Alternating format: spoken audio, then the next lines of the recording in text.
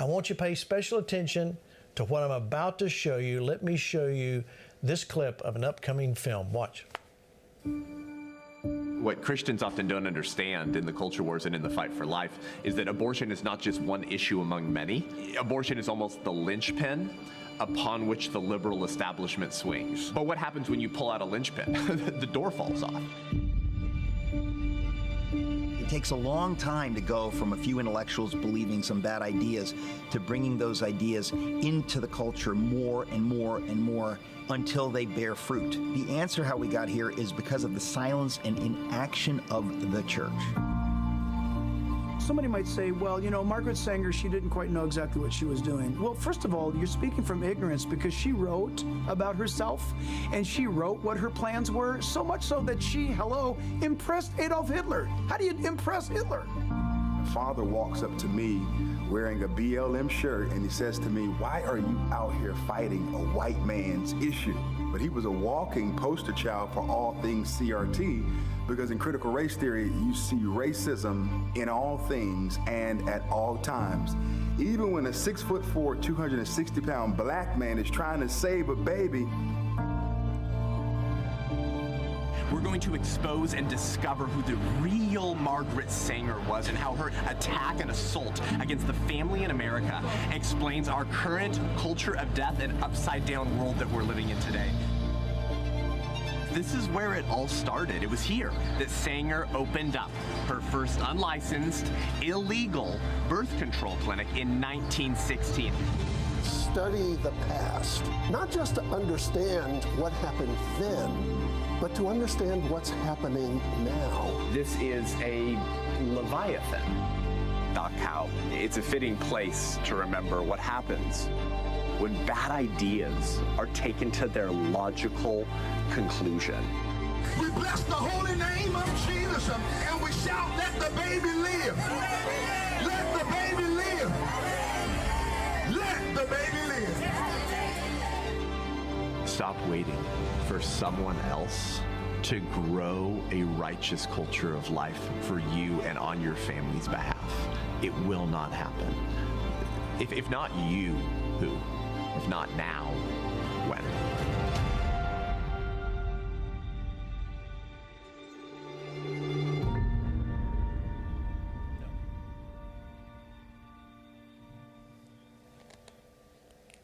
All right, joining me for the first time tonight, my guest, raised in the pro-life movement, and his mother served as a pregnancy resource center director. As a child, he participated in pro-life advocacy and has been speaking professionally on behalf of the unborn child since he was 22 years old. Now, let me tell you something, and I want to say this with as much emphasis as I can. We have seen, there's a lot of videos, a lot of films, a lot of movies that we talk about and promote, and every one of them is good. One thing that you must understand, we do not promote something that we have not seen. Because I want to be able to say, when I tell you, you need to see this film or this documentary, that I mean it. This is one of those that I thought I knew the Margaret Sanger story. I thought I understood what the background was. I was wrong, and I got to see it firsthand. So please welcome me, Seth Gruber. Welcome to Flashpoint. Glad you're here tonight. Thank you, Gene. I've admired you from afar for a long time, and it's just good to fight with you and be shoulder to shoulder in these evil days. All right, so the new documentary is the 1916 Project, and like I said earlier, it was so powerful. And I told you, I went home and I was just like I was reeling from some of the facts that I was getting, that you went through. So I want you to, the audience tonight, they're going to listen and they're going to understand the background of Margaret Sanger and the foundation of how Planned Parenthood got going. But I want you to explain, first off, how did the whole project even come about? Yeah, so I think that one of the least covered news stories in the last few years was in the summer of 2020, while everyone was covering the mostly peaceful, somewhat fiery BLM arson riot protest things, which they called the 1619 riots, by the way. There was this fascinating news story that really represents that phrase, and you've heard it before, brother, the revolution always eats its own. and so the disciples of the 1619 Project, which said America is systemically racist, first slaves came to American shores in 1619, and they said that we're such a racist country that that should be our birthday. Not 1776, Gene, 1619. That should be our country's birthday, actually. And this became K through 12 curriculum. It gave the liberals and Martha's Vineyard something to talk about in their boring lives. But it had consequences, because this is why you saw little, like, 8-year-old white kids being forced to apologize to their little 8-year-old black friend in public schools. And this is critical race theory, if you will. So the Nicole Hannah-Jones, who's the actual Marxist, who was the author of the 1619 Project, believed that because of the heritage of slavery in America, that our country is irredeemable. We actually have to burn down and replace anything that has vestiges of racism. To which I always said, Gene, then now do Planned Parenthood. And so that summer in July of 2020, Karen Seltzer, who's the director of Planned Parenthood of Greater New York, came out because of pressure from BLM, Antifa, pro-abortion Marxists, not pro-lifers, and said, yep, our founder was a racist, and she was a eugenicist, and they took her name off of their flagship New York City, Manhattan Planned Parenthood clinic. It was actually called the Sanger Health Center. So they took her name off the building, and then the corner that Planned Parenthood clinic sits on was called the Margaret Sanger Square. And so they took her name off the Margaret Sanger Square. So both the city and Planned Parenthood cancels the woman who's been called the patron saint of feminism, one of the most successful leftists of the 20th century, and of course the founder of Planned Parenthood. So this was hilarious to watch, because Nancy Pelosi got the Margaret Sanger Award. The Clintons got the Margaret Sanger Award. Barack Obama got the Margaret Sanger Award.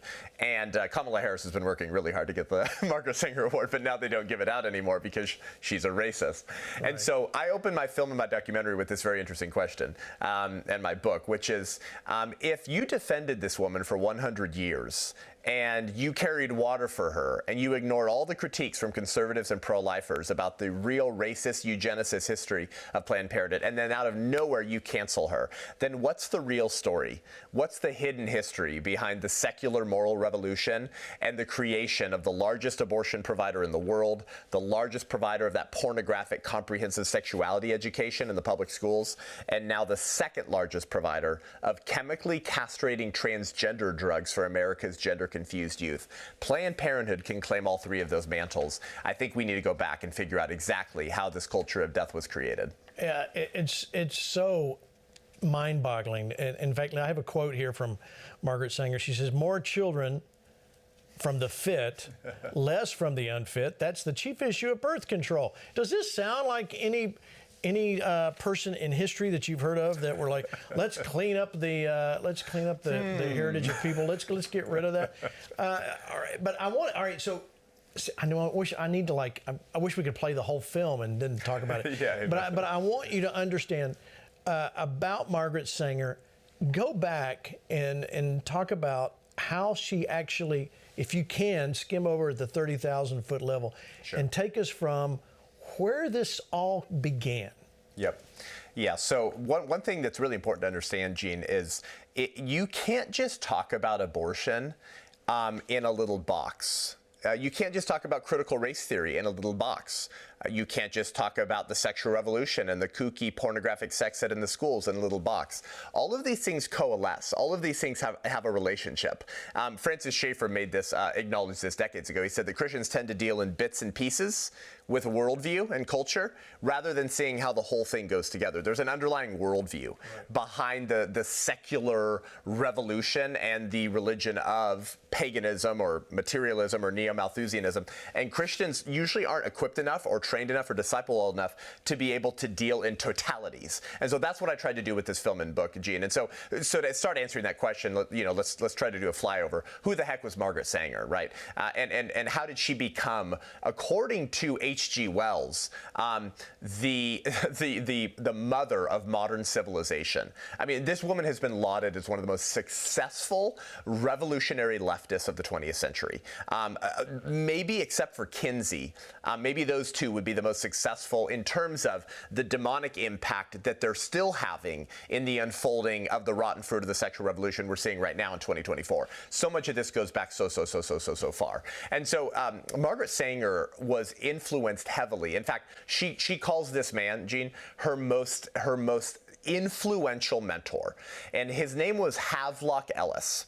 Havelock Ellis was kind of the Alfred Kinsey of England. He wrote over 100 books on every weird form of sexual experimentation. He would host orgies in his home. He forced his wife into lesbianism, and she eventually lost her mind. He was a brutal human being. He himself was impotent, so he was always experimenting with new things. That would be the PG-13 version. And Havelock Ellis was a eugenicist, okay? And he began a raging affair with Margaret Sanger, one of the many people Sanger had an affair with, including H.G. Wells, the author of War of the Worlds and many other men, while she was in England because she had to escape New York authorities for breaking the law because of her obscene articles on the sexual revolution and on illegal forms of birth control in 1914. So she meets this man, Havelock Ellis, who she says is the #1 influence and mentor on her life. Well, Havelock Ellis had been mentored by a man named Francis Galton. Francis Galton coined a term, Gene. Eugenics. Oh, okay. He's the father of the modern eugenics movement, actually. That's where that term comes from. Eugenics, the root word means good in birth, which means what? Some people are not good in birth. Right. So there's good genes and bad genes, and we white elites should determine who gets to live, who gets to die, who gets to have kids, who doesn't, who should be sterilized and who doesn't.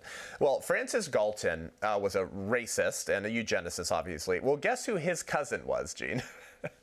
Charles Darwin was the cousin of Francis Galton, who wrote Origin of Species, Survival of the Fittest, Might Makes Right. So listen to this. If it's survival of the fittest, because it's an animal kingdom, and what happens in an animal kingdom? The strong will survive and the weak will die. So from Darwin, we get survival of the fittest. His half-cousin, apple doesn't fall far from the tree, says if we need the survival of the fittest, then not only will the strong survive and the weak will die, but the strong must kill the weak, Gene, in order to survive. So we went from Darwinism, man is an animal, to people acting like animals and killing each other, namely the weaker ones, in the same family, from Darwin to Galton. Now, Charles Darwin, and let's go one more generation and one more individual back. Charles Darwin read the writings of Thomas Malthus. Thomas Malthus was an English clergyman, a pastor, and he became concerned that food production could not keep up with population growth.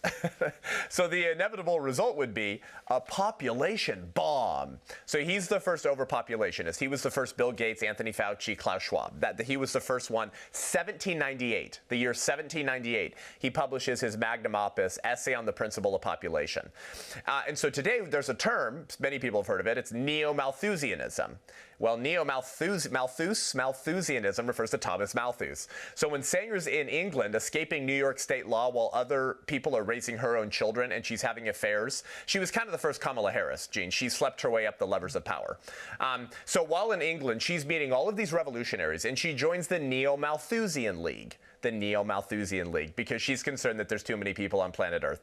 She comes back to New York, and in 1916, she opens the first birth control clinic in America, breaks New York state law by actually doing illegal forms of birth control procedures on women because she couldn't find any doctors to do it. 1916 becomes really the first clinic, and in 1921, she founds the American Birth Control League, later renamed Planned Parenthood. That organization has had more of an impact on the culture of death, we say, and the attack on both unborn children, born children, the innocence of young minds, and the American family, probably than any other woman in any other date in the 20th century. Yeah, all right. So I know you're trying to keep up. It's okay. Stay with me, because this is where it gets crazy. And he skipped over a lot of stuff that'll boggle your mind. But this is where it gets really crazy. This is where I went, wait, what? When I was watching the film. Okay, Seth, read this quote from Adolf Hitler that I know you have memorized. We're going to put it on the screen and explain what was going on. Yeah, so we'll talk about some of the individuals that were very close to Margaret Sanger, Gene, who were influencing Hitler. Okay, we'll talk about this one second. But here's what Hitler told a fellow Nazi. He said, now that we know the laws of heredity, it is possible to a large extent to prevent severely handicapped beings from coming into the world.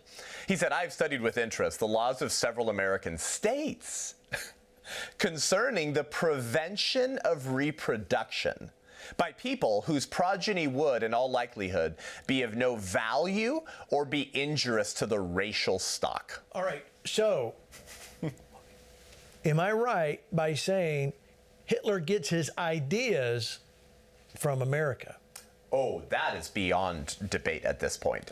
This has been well documented by American historians on both the left and the right, Gene. And we can unpack and talk about some smoking guns that prove that if you'd like. Happy to do that. But oh no, Hitler did not just come up with his euthanasia and eugenic ideas and ideals that became the blueprint for the creation of the final solution. Nope, he got that from American leftists and American laws that were already on the books in the States. That's overwhelming. You know, it's just absolutely overwhelming. All right, but I need to keep moving. So tell us, you launched the White Rose Resistance right after the overturning of Roe v. Wade. Yep. Tell us why. Tell us about the name and why you called it this. Yeah. So once it became clear exactly how we're facing the same battle today, that we're still facing the same eugenics movement. Proof of that, by the way, is that Planned Parenthood not only labels the unborn child unfit, undesirable, unwanted, Planned Parenthood is the second largest provider in America of chemically castrating transgender drugs for America's gender-confused youth. So they're still in the business of sterilizing people, Gene. Oh, wait, what was the American Eugenics Society about? What was the entire eugenics movement in America about? About the forcible sterilization of those the elites considered a threat to the gene pool. So it should not be surprising to you that Planned Parenthood is almost the largest provider of sterilization drugs that they're forcing on gender-confused minors. That's within their same philosophical and political tradition. No shocker there. All right, let me know exactly what they're doing, and they need to be exposed. All right, let me show you this quote. It goes, Bonhoeffer, it says, "And so it became clear where the problem lay for the confessing church. We were resisting by way of confession, but we were not confessing by way of resistance." Seth, I think that sums up everything that we're seeing. This was in your book. Explain what you're doing. First off, I don't want to forget this. How can people see the film? What do we need to do? You got a whole army, hundreds of thousands of people watching. What do they need to do, Seth? Make it simple. Tell us what to do. Yeah, thank you, Pastor Gene. Yeah, so you guys can go to the1916project.com, the1916project.com, and it's screening exclusively in the churches of America right now.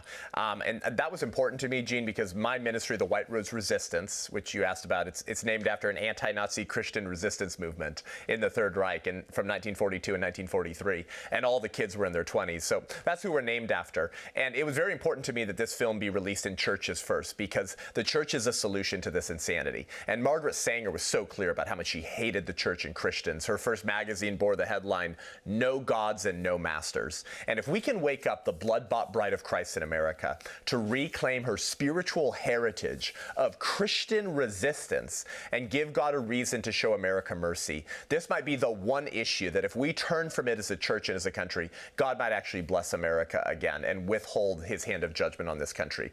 And so I want you guys who have churches and elders and warrior pastors like these two men here to go to the1916project.com, and you can press attend to screening to see if it's near you, or better yet, press host a screening and host a screening at your church. And it's also a book, Gene, and the book is called The 1916 Project, The Lying, the Witch, and the War We're In. All the lies that created this culture, the witch who probably mainstreamed them, actually, brother, and popularized them better than anyone else in the 20th century, and the war that's been created as a result.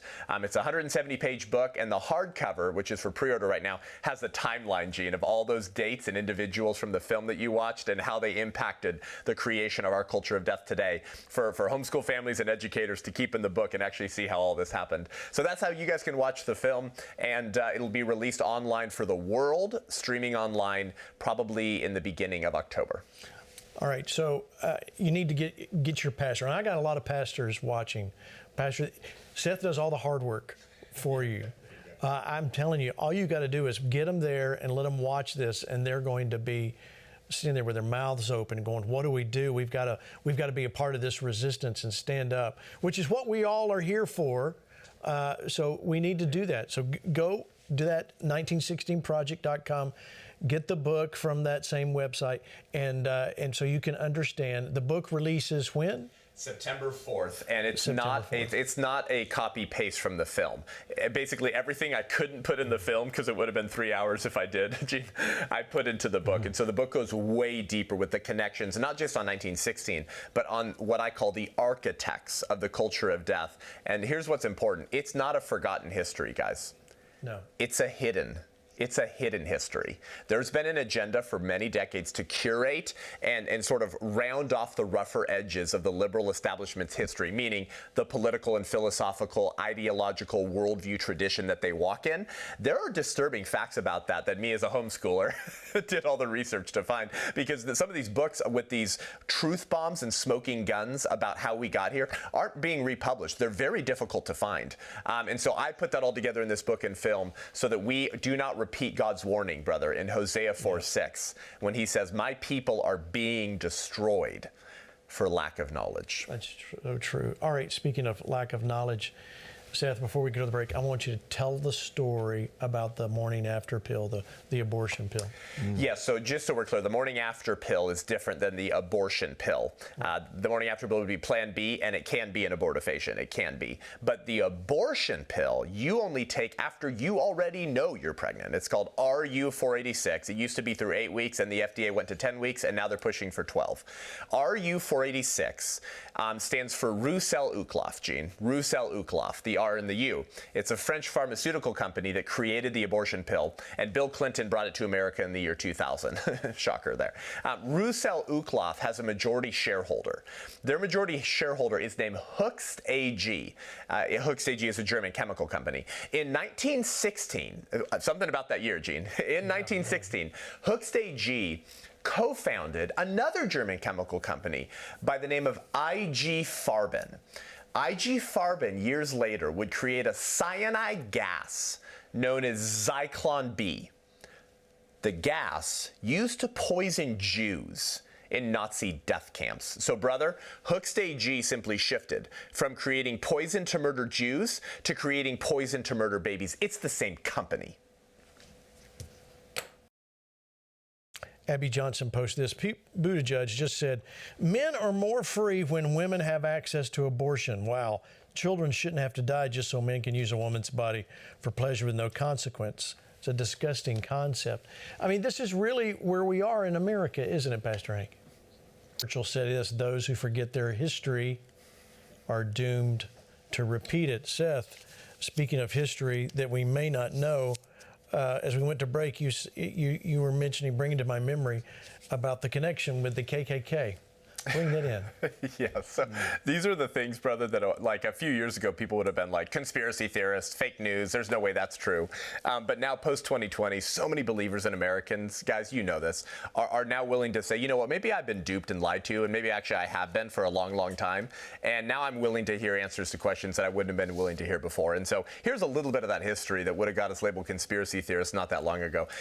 The founding board member of Planned Parenthood, let me say that again, the founding board member, when the organization was established in 1921, his name was Lothrop Stoddard. Lothrop Stoddard. He was a high official of the Massachusetts KKK. That's right, the Ku Klux Klan. He was actually their grand wizard. His book, The Rising Tide of Color Against White World Supremacy, that's what it's called, was a very influential text in the KKK. He was kind of one of the intellectual godfathers of the KKK. His books were read widely by KKK chapters, and he was in Massachusetts. Lothrop Stoddard is the founding board member of Planned Parenthood, a position that he held for years. He wrote another book called The Menace of the Underman, Gene, The Menace of the Underman. And you go, okay, well, who's the Underman? Well, for him, it would have been blacks, Slavs, Italians, Jews, and the mentally and physically disabled. Those would have been the underman, and they're a menace to society. Why? Because of eugenics, right? Some people are fit, some people are unfit. You quoted Sanger earlier. Birth control means more children from the fit and less from the unfit, right? In fact, she later defined birth control, Gene, and this is shocking. She said, birth control is not contraception thoughtlessly and indiscriminately practiced. Birth control means the cultivation and release of the better racial elements in our society, and the gradual suppression, elimination, and eventual extinction of defective stocks and human weeds that threaten the blossoming of the finest flowers of American civilization, end quote. That's Margaret Sanger's definition of birth control. She actually coined the term. So it shouldn't surprise us that she would pal around with KKK people. Lothrop Stoddard's book, The Menace of the Underman, was translated into German by the Nazis. In fact, some of his books were featured in Nazi school textbooks. Guys, all the receipts for my statements are in my book. Okay. He was so well loved by the Nazis that Heinrich Himmler began to appropriate the German term Untermensch, and the title of his book.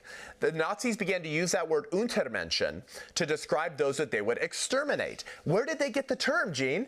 They got the term from the German translated edition of Stoddard's book, The Menace of the Underman. And brother, I recently spent like $320 on the only online copy I could find of the German translated version of Margaret Sanger's best friend, very racist buddy, board member, into German. There was one copy available online. I bought it. It shipped from Europe. Sure enough, how did they translate Underman? The Menace of the Untermenschen. Subhuman. That phrase did not begin to be used by the Nazis until the German translated version of the founding board member of Planned Parenthood's book. But wait, it gets worse. He was then invited to the Third Reich, Gene, in 1939. He was so well loved by the Nazis, he was invited to a free-range journalistic interview tour. He met with Fritz Sauckel, Robert Ley, Joseph Goebbels, Heinrich Himmler, and, yes, Adolf Hitler. He wrote about it in his book, Into the Darkness, Nazi Germany Today, published in 1940 because he was there in 1939. He met with Hitler, and Hitler gave him a photo of the two of them taken together, but he was not allowed to publish the contents of that interview between Hitler and the founding board member of Planned Parenthood. And brother, to this day, Lothrop Stoddard is the only American we know of to have had a one-on-one meeting with Hitler after he rose to power. So simple question for us, brothers and sisters. Why would the Nazis so look up to Sanger's friends, her organization, and her ideology if they were not in fact part of the same ideology and the same movement wearing a different mask? So Seth, how did we, and I'm going to bring 𝑺𝑻𝑨𝒀 on here too, because he can speak into this, but how did we go this long without knowing the truth? Did we just accept things, or was America under a blanket? Yeah, it's a little bit of both, brother. There has been an attempt to really make sure, and let me prove this. I have actually done a lot of the research on those first biographies on Sanger and Planned Parenthood, some of those early biographies on her. And some of these shocking claims that I've just shared with you, they were well documented in those first publications and coverage of Planned Parenthood and Sanger. I'm talking like the 1940s and 50s. Over time, you watch the coverage of Sanger in various biographies and books that were written in the 50s, 60s, 70s, 80s. You start watching the things that the people used to know, the things that we used to know about this organization and worldview and movement slowly begin to disappear, Gene, from new coverage in books of Planned Parenthood and Margaret Sanger. So there has literally been a concentrated agenda and attempt to curate and edit out the more disturbing, shocking, jaw-dropping aspects of eugenics, Planned Parenthood, baby killing, Margaret Sanger, the whole thing. Why? Because today's Democrat Party and today's liberal establishment, Gene, are still walking in the same philosophical, political, and dare I say, pagan religious tradition of those early radicals that architected the culture of death we're living in today. And if Americans begin to realize that, and we didn't even talk about Sanger's Negro Project, they might start praying differently, living differently, and voting differently, and the liberal establishment knows that. Yeah, they sure do. Let me bring in 𝑺𝑻𝑨𝒀, our friend. We're going to talk about what's going on in Israel. But Matthew, I was with Billy Graham in the early 90s, and we were in Germany, and I talked to some of the locals there of understanding what it was like to be German in Essen, Germany, where I was. And they were telling us how shocked, these were American missionaries who were now in Germany, how shocked they were that even in the schools, the story of what happened to the Jews, the annihilation of 6 million Jews, was actually left out and was avoided as if it was a fable, or nowadays we would call it a conspiracy theory. Like that didn't really happen. Just the same way the Armenian massacre was referred to. To this day, most people, there's a huge amount of people that still push back and say, "Oh, that didn't really happen. Right. That's just a little people." Yep. This is crazy talk, Matthew. I mean, if you want to double down on that, Gene, how about the fact that it just took minutes after October 7th for people to start denying October 7th, right? Despite the fact that there is footage everywhere that Hamas posted because they were bragging about their incredible feats on October 7th, there are people that are still denying October 7th, even though it happened right before our eyes. I'm sure you've seen a lot of the traffic, Gene, on Twitter/X, in which now there's a conversation about Google limiting search terms on the assassination attempt against President Trump. Again, already trying to erase that history. And what's stunning to me, Gene, is that the acceleration of this. In other words, you could imagine that 10, 20 years after the Holocaust, they'd try to start covering it up. Now just wait 10 and 20 minutes. Kamala